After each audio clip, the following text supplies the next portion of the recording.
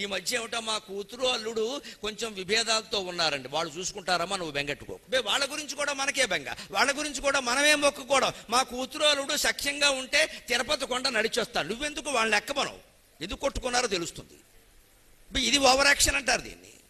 కొడుకు కోళ్ళు, కూతురు కోళ్ళుడు ఎవరైనా పెళ్లి చేశాం, కలిసి ఉండడం వాళ్ళ బాధ్యత, మన బాధ్యత కాదండి. మనం బాధ్యత వహిస్తున్నామంటే వాళ్ళు ఏం చేస్తారు?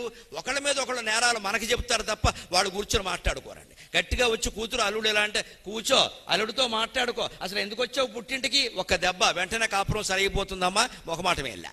అబ్బే మనం అలాగా, నీకేం లోటు, ఎక్కడే ఉండవు, తేల్చుకుందాం. ఏడు తేల్చుకుంటావు? సుప్రీంకోర్టులో తేల్చుకో. రెచ్చగొట్టేస్తున్నారండి.